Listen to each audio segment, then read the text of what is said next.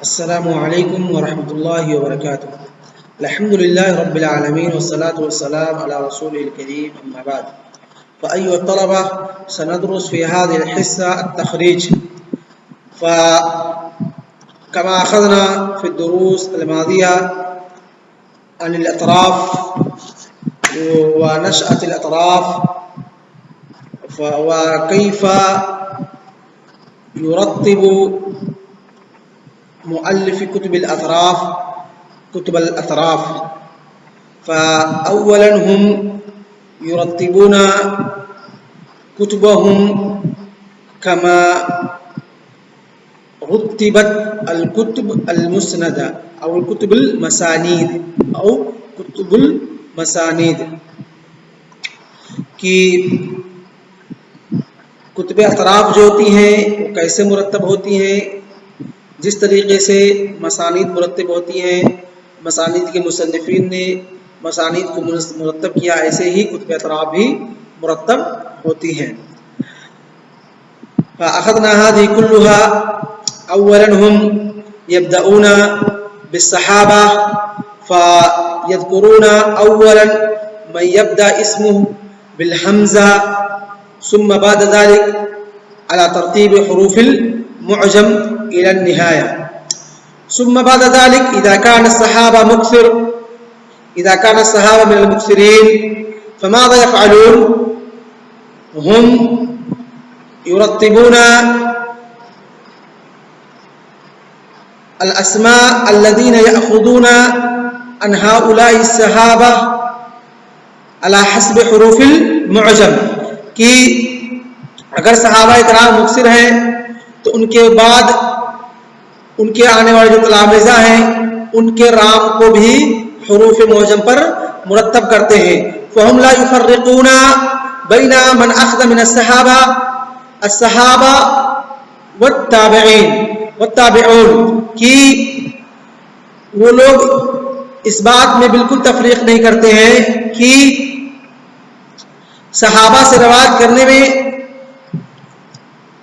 صحابی بھی ہیں، تابعین بھی ہیں، تو صحابہ کی ان کے نام کے اندر کچھ تفریق کیا جائے، یعنی صحابی تو ان کو مقدم کیا جائے، نہیں، بلکہ ان کے نام کو بھی صحابہ کرام صحابی کے مسند کے اندر ان کے نام کو بھی حروف معجم پر مرتب کرتے ہیں. تو آج منتقل ہوتے ہیں انواع التعلیف فی کتب الاطراف کہ کتب اطراف کو کس طریقے سے تالیف کیا گیا ہے، کتب اطراف کس طریقے سے لکھی گئی ہے. تو سب سے پہلا طریقہ ہے اطراف و کتب متعددہ باسانید متعددۃ الاحادیث بل ومتعددۃ امرواتها من الصحابہ.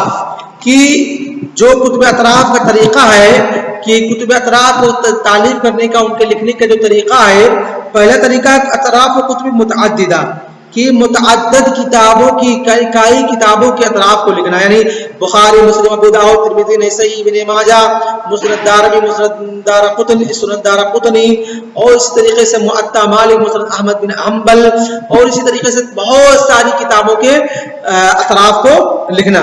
اطراف و کتب متعددہ، بہت ساری کتابوں کے متعدد کتابوں کے اطراف. باسانید متعددۃ الاحادیث، باسانید متعدد الاحادیث، جو احادیث ہیں ان کی جو متعدد سندیں ہیں ان تمام کو ذکر کرنا، ان تمام کو لکھنا. یعنی کہ ایک سند، ایک متن ہے، اس کی کئی سندیں ہو سکتی ہیں، کئی سندیں ہو سکتی ہیں، یعنی کہ کوئی ضرور نہیں کہ ایک ہی صحابی ہو، یعنی جیسے مشہور حدیث ہوتی ہے یا متواتر حدیث ہوتی ہے تو اس کی بہت ساری سندیں ہوتی ہیں، عزیز ہوتی ہے، اس کی بہت ساری سندیں ہوتی ہیں، غریب ہوتی ہے.